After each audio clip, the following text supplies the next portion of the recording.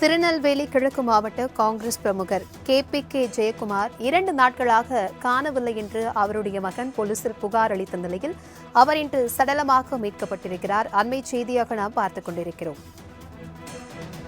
இதுகுறித்தான கூடுதல் விவரங்களுடன் எமது செய்தியாளர் சரவணன் இணைப்பில் இருக்கிறார்.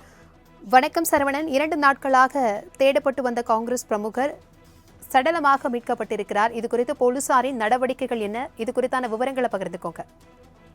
வணக்கம் பிரபாவதி. திருநெல்வேலி கிழக்கு மாவட்ட காங்கிரஸ் தலைவராக இருந்தவர் KPK ஜெயக்குமார். இவரை கடந்த 2 நாட்களாக காணவில்லை என்று அவரது மகன் கருத்தையா ஜாஃபின் உவரி காவல் நிலையத்தில் இன்று ஒரு புகார் மனு ஒன்றை அளித்திருந்தார்.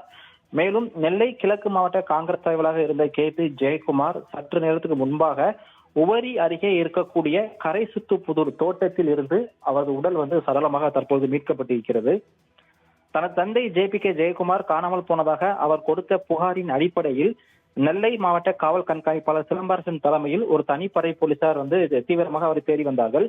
தற்பொழுது அவர் ஊரில் இருந்து கிடைத்த துப்பு மூலமாக அந்த தோட்டத்தில் சோதனை செய்த பொழுது ஜெயக்குமார் அங்க சரளமாக இருப்பது தெரியப்பட்டிருக்கிறது.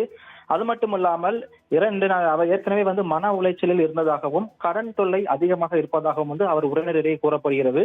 இதன் காரணமாக அவர் தோட்டத்தில் தற்கொலை செய்து கொண்டிருக்கலாம் என்று போலீசார் தரப்பில் முதற்கட்ட தகவல் பதிவாகி இருக்கிறது.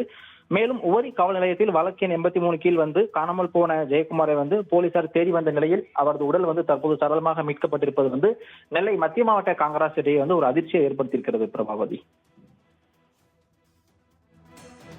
தகவல்களுக்கு நன்றி சரவணன்.